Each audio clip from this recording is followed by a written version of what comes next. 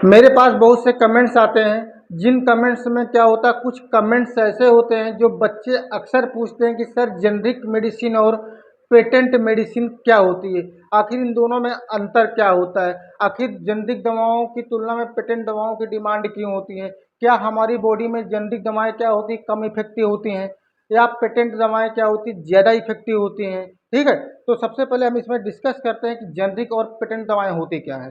तो जेनरिक दवाएं जो होती हैं, यह दवा क्या होती सस्ती होती है, क्योंकि इसमें इसमें ब्रांडिंग, प्रचार, भारी मार्केटिंग लागत क्या होती नहीं होती है, और जो गुणवत्ता यानी कि जो क्वालिटी होती है वो पेटेंट और जेनरिक दोनों में बराबर होती है। ठीक है, तो इसीलिए क्या होती है दवाएं सस्ती होती हैं। ठीक है, अब इसका पेटेंट दवाओं की बात कर ली जाए तो यह वह दवा होती है जिसका अपना एक ब्रांड नेम होता है। ब्रांड नेम का मतलब समझ रहे हैं ना, कि जैसे कि होता है कि कोई भी दवा क्या होती है ब्रांड नेम से मार्केट में मिलती है, जैसे कि आप कैम्बीफ्लाम मांग लीजिए, फ्लेक्सान मांग लीजिए, टैक्सिम, मोनोसेप, गुडसेप, ये क्या है अपने आप में एक ब्रांड नेम है। इसीलिए क्या होती है अपना ब्रांड बनाने के लिए क्या होती है ज़्यादा क्या होती कंपनी इन्वेस्ट करती है, इसीलिए क्या होती है इसमें लागत जो होती है वो ज़्यादा होती है।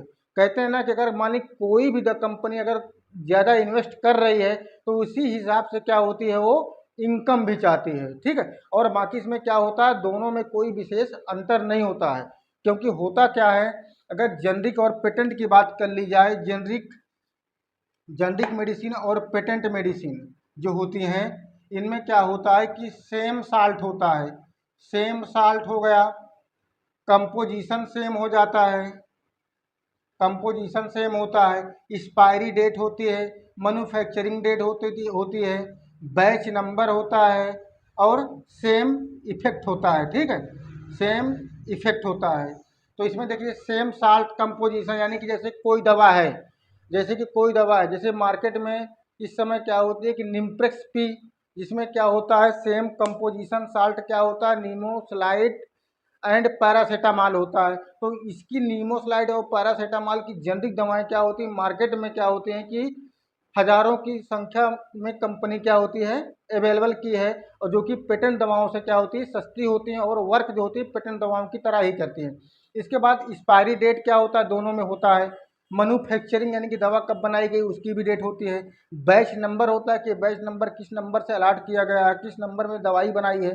फिर इसके बाद सेम इफेक्ट यानी कि बॉडी में क्या होता है दोनों का कार्य क्या होता है वो सेम होता है। ये तो जेनरिक और पेटेंट की बात हो गई कि इसमें क्या होता है दोनों के साल्ट सेम होते हैं। अब बात करते हैं कि आखिर ये जब पेटेंट दवाएं क्या होती हैं महंगी क्यों होती हैं। पेटेंट दवाएं जो होती हैं महंगी क्यों होती हैं, पेटेंट दवाएं महंगी इसलिए होती हैं क्योंकि ये क्या करती है मार्केटिंग कास्ट, इनमें क्या होता है मार्केटिंग कास्ट होता है, डिस्ट्रीब्यूटर कास्ट होता है, डिस्ट्रीब्यूटर कास्ट हो गया या इसे हम कमीशन बोल सकते हैं, डिस्ट्रीब्यूटर कमीशन हो जाता है, सेलर कमीशन हो गया,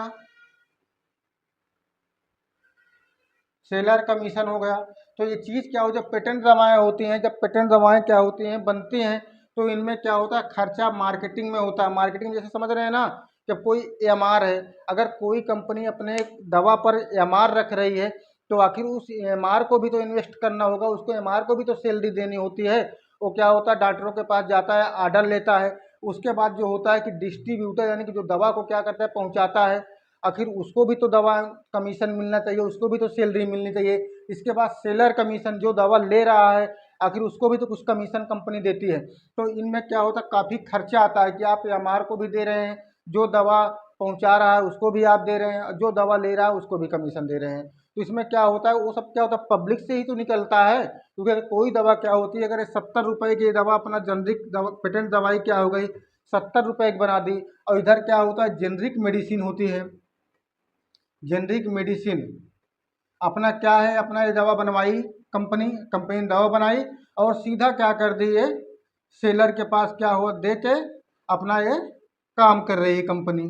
तो इसमें जो बीच का खर्चा इसका हो रहा है, जो एमआर घूम रहे हैं उसको नहीं देना होता है, डिस्ट्रीब्यूटर चार्ज नहीं देना होता है, और इसका भी क्या होता है एमआरपी जो होती है 70 होती है। अगर ये अपना 70 रुपये में अगर ये कंपनी में अगर डायरेक्ट अपना ये सप्लाई करके अगर 35 रुपये में भी दे रही है तो इसमें 35 रुपये क्या होता है एमआरपी से कम होता है, जिसमें क्या होता है क्रेता और विक्रेता यानी कि डॉक्टर्स और पेशेंट दोनों क्या होता है इसमें फायदा होता है। क्योंकि अगर किसी दवा में क्या होता है एमआरपी 70 रुपये की है तो वो क्या कर जेनरिक दवा है तो उसको 50 रुपये में भी क्या होता है पेशेंट को आसानी से दिया जा सकता है। अब इधर बात कर लेते हैं पेटेंट दवा की। अगर पेटेंट दवा में क्या होता है 70 एमआरपी है तो अब इसमें इसने खर्चा कर दिया मार्केटिंग के ऊपर यानी कि एमआर के ऊपर खर्चा कर दिया, डिस्ट्रीब्यूटर कमीशन दे दिया, सेलर कमीशन दे दिया। तो इसमें क्या होता है अगर इसकी दवा 35 रुपये की बन रही है कंप्लीट हो रही है तो फिर इसी में इंक्लूड करेगा जोड़ेगा ना, ऐसे अपने घर से तो देगा नहीं। तो इसीलिए क्या होती हैं दवाएं क्या होती हैं महंगी हो जाती हैं। ठीक है, बाकी ऐसा नहीं है, सब भ्रम है। क्योंकि जो बड़े बड़े डॉक्टर होते हैं वो कभी जेनरिक और पेटेंट की बात नहीं करते। जेनरिक और पेटेंट की दवाएं वही डॉक्टर बात करते हैं जिनको होता है कि लोकल दवाई दी जाए। अगर कोई डॉक्टर दवा दे के जाता है उसको आराम नहीं हुआ, दूसरा डॉक्टर गया, अरे यार बोलता है कि बहुत सी जेनरिक दवा दे दिया है इसीलिए आराम नहीं हो रहा, लो पेटेंट दवा खिलाओ आराम हो जाएगा। बट ऐसा कुछ नहीं होता है। ठीक है, कुछ दवाएं हैं जैसे कि मोनोपोली कंपनी होती है, कुछ मोनो कंपनियां हैं कि मोनोपोली दवाई बना रही हैं। इसमें क्या होता है कि जिनका कोई ना तो कंपनी है ना तो कोई बैच नंबर है ना उनका कोई मैन्युफैक्चरर है, वो डायरेक्ट उल्टा सीध करके मार्केट में सस्ती बेच रही हैं। वो दवाएं क्या होती हैं हमारी बॉडी के लिए हार्मफुल होती हैं और क्या होता है बॉडी में लो इफेक्टिव होती हैं और वो कार्य नहीं करती। ठीक है, ओके।